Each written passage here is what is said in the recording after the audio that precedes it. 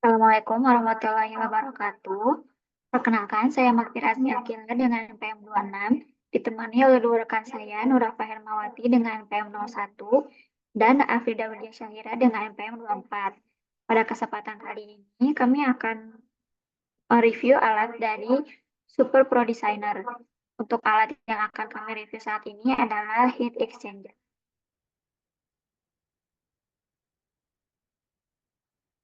Heat exchanger merupakan peralatan yang digunakan untuk menukar panas antara dua aliran fluida, biasanya fluida panas dan dingin, dengan memanfaatkan perbedaan suhu antar kedua aliran.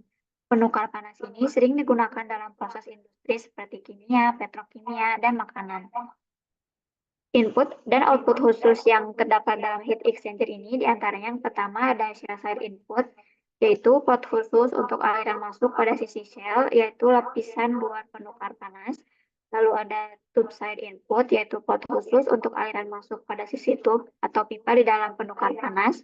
Lalu ada tube side output, yaitu pot khusus untuk aliran keluar pada sisi tube, dan juga ada shell side output atau pot khusus untuk aliran keluar pada sisi shell.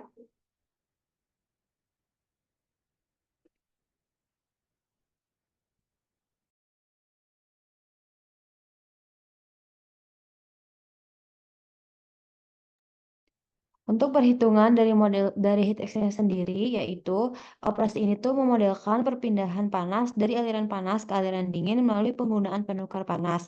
Heat exchanger dapat bertipe flat dan frame, spiral, atau shell dan tube. Beberapa opsi tersedia untuk menentukan spesifikasi kinerja dan kondisi pengoperasian. Untuk rumus dan juga keterangannya dapat dilihat pada gambar. Dan parameter utama dalam perhitungan ini tuh adalah U ditentukan oleh pengguna, M dan CP dihitung dari fluida, serta delta T dan Q berdasarkan dari spesifikasi. Dalam mode penilaian, area dihitung untuk mendekati perbedaan suhu minimum dengan penyesuaian suhu keluar atau area jika diperlukan.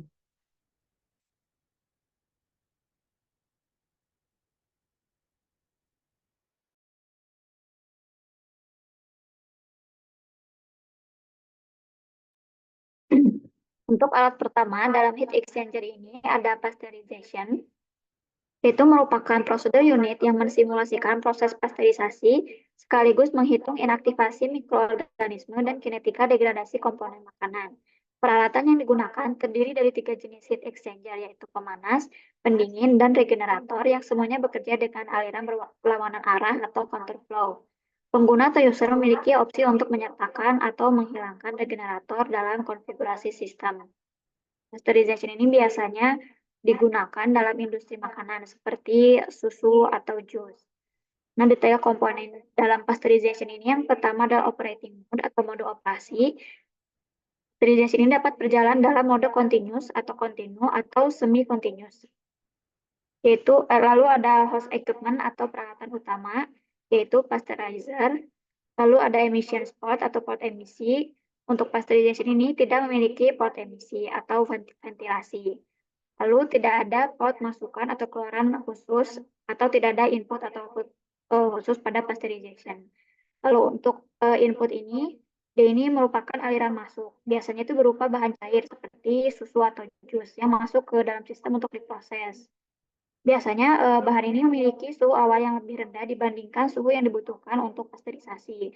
Lalu pada penukar panas atau heat exchanger ini, bahan cair dipanaskan menggunakan pemanas atau heat exchanger. Suhunya dinaikkan ke suhu pasteurisasi yang diperlukan. Biasanya itu berkisar antara 63 derajat Celcius hingga 75 derajat Celcius untuk metode batch dan juga 72 derajat Celcius hingga 85 derajat Celcius untuk metode HTST atau High Temperature Short Time. Lalu ada tabung penahan atau holding tube, itu cairan yang telah dipanaskan dialirkan melalui tabung penahan atau holding tube ini yang berfungsi untuk memastikan cairan tetap pada suhu pasteurisasi selama waktu tertentu atau disebut juga dengan residence time. Hal ini memastikan inaktivasi mikroorganismenya ini cukup seperti bakteri patogen. Lalu ada juga cooler atau pendinginan. Setelah keluar dari holding tube tadi, cairan diarahkan ke pendingin atau cooler. Di sini suhunya diturunkan ke tingkat aman, biasanya sekitar 4 derajat Celcius untuk mencegah pertumbuhan mikroorganisme yang tersisa.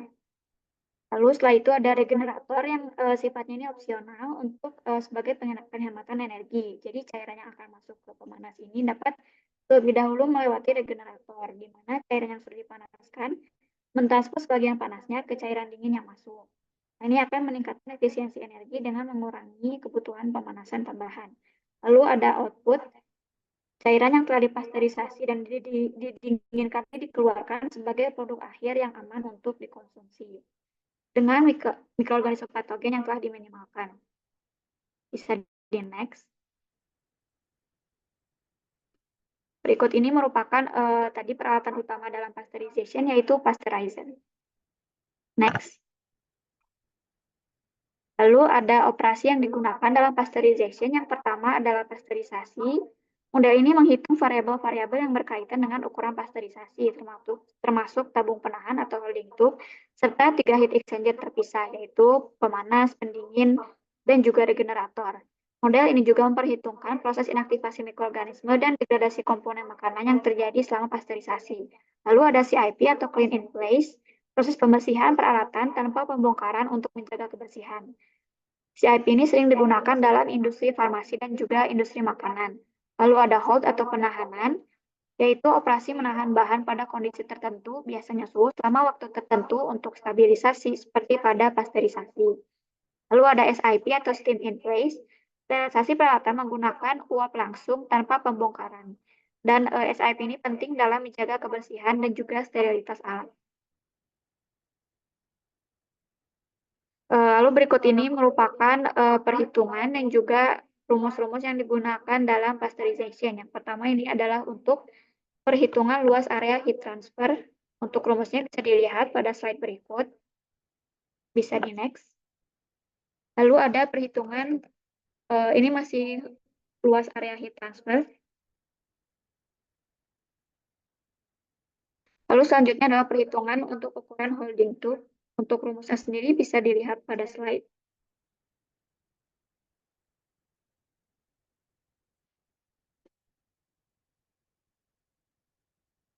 Lalu di sini ada perhitungan kinetika inaktivasi dan juga degradasi. Untuk rumusnya bisa dilihat pada slide berikut.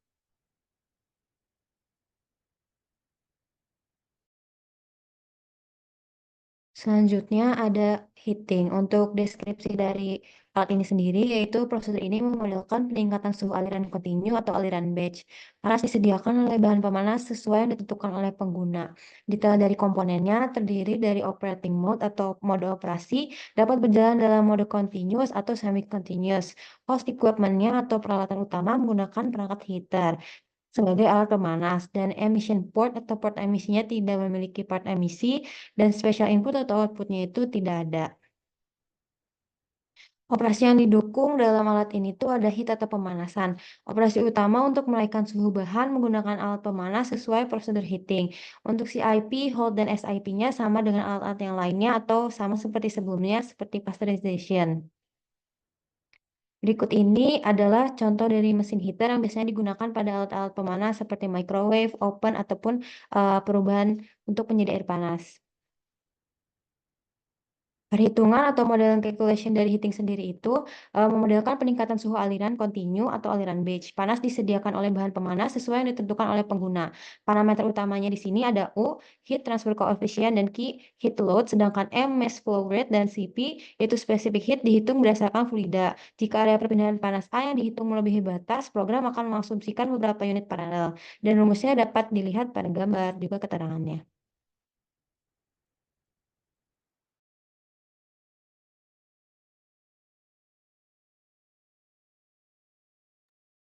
Selanjutnya, di sini saya akan menjelaskan metode frying. Frying adalah salah satu metode memasak yang melibatkan pemanasan makanan dengan menggunakan minyak panas. Minyak yang dipanaskan dengan suhu tertentu akan menciptakan kontak langsung dengan permukaan makanan, sehingga akan menghasilkan reaksi kimia yang membuat makanan menjadi warna kecoklatan atau kering. Nah, tujuan dari model ini adalah untuk mensimulasikan penggorengan industri pada produk makanan, misalnya kentang atau keripik jagung. Nah, berikut ada skema operasi penggorengan, bisa dilihat pada gambar berikut. Yang pertama itu Intel atau Reo. itu merupakan proses masuknya bahan baku berupa berbentuk solid dan juga mengandung kadar air. Itu dimasukkan ke dalam minyak, ke dalam tangki yang sudah panas. Dalam ini tuh akan terjadi reaksi perubahan kimia yang dimana di sini tuh akan mulai berubah menjadi coklat si produknya. Nah, di sini juga akan menghasilkan uap yang akan dikeluarkan melalui lubang udara yang terletak di atas ini. Setelah itu, produk setelah matang akan diangkat. Produknya itu tentunya berupa padatan dan juga sudah mengandung sedikit air dan juga mengandung beberapa kandungan minyak. Nah, kemudian akan terjadinya sirkulasi minyak yang dimana kandungan minyak ini tuh akan lebih sedikit daripada yang awal tadi karena sudah terserap oleh kentang ini. Kemudian di sini ada make up oil atau sirkulasi minyak. Nah, minyak panas ini tuh disirkulasikan menggunakan pompa. Nah, minyak yang telah digunakan ini melewati penukar panas atau heat exchanger untuk mempertahankan suhu minyak pada level optimal. Minyak yang berkurang karena terserap produk diganti dengan minyak baru atau make up oil untuk menjaga volume minyak dalam sistem itu bisa tetap stabil seperti semula, seperti yang sudah saya mention sebelumnya. Kemudian di sini ada pembuangan uap air yang dihasilkan selama penggorengan dilepaskan ke lingkungan melalui ventilasi di atas alat penggorengan. Kemudian hal ini tuh untuk mencegah akumulasi kelembaban dalam sistem penggorengan. Selanjutnya bisa di next.